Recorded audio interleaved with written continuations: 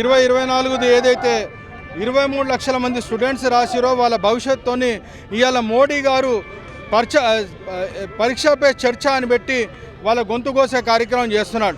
పరీక్ష పే చర్చ అని చెప్పి విద్యార్థులను ఎంతో ఉద్ధరిస్తున్నట్టు వారు ఆ రోజు మాట్లాడి ఈరోజు ఆ విద్యార్థులకు అందరికీ కూడా ఎక్కువ మట్టుకు 23 లక్షల మందిలో ఎస్సీ ఎస్టీ బీసీ విద్యార్థులు బాగా నష్టపోయినారు. వాళ్లకు న్యాయం జరిగే విధంగా కాంగ్రెస్ పార్టీ రాహుల్ గాంధీ గారు ఇవాళ పోరాటం చేస్తున్నారు. మేము దానికి సంఘీభావం తెలుపుతున్నాం. మీరు ఈ పరీక్షని వెంటనే రద్దు చేయాలని చెప్పి చేస్తున్నాం. ఎన్డీఏ ప్రభుత్వం వచ్చిన తర్వాత ఇప్పటికీ ఒక 50 పేపర్లు లీక్ అయినాయి. ప్రతి దగ్గర కూడా బీజేపీ ప్రభుత్వం ఎక్కడుందో అక్కడ చేసుకుంటా దీంట్లో మోడీ గారు బీజేపీ ఆర్ఎస్ఎస్ ఓ పెద్ద కుట్ర పన్నుతుంది.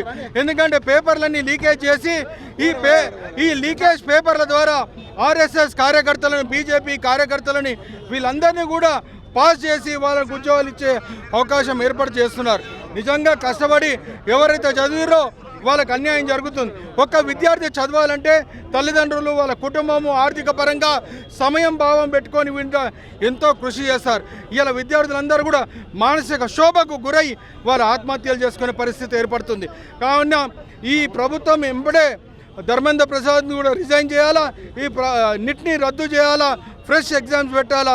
అసలు మోడీ గారికి సిగ్గు శరం అనేది ఉంటే పబ్లిక్ ఎగ్జామ్ యాక్ట్ 2024 అని తీసుకొని వచ్చిన తర్వాత కూడా లీకేజ్ అవుతున్నాయంటే వాళ్ళు చేసేది ఒకటి చెప్పేది ఒకటి అనేది స్పష్టంగా అవుతుంది. అందుకని రద్దు చేయాలా, ఎడ్యుకేషన్ మినిస్టర్ని కూడా రిజైన్ చేయాలా, సస్పెండ్ చేయాలని చెప్పి మేము డిమాండ్ చేస్తాం.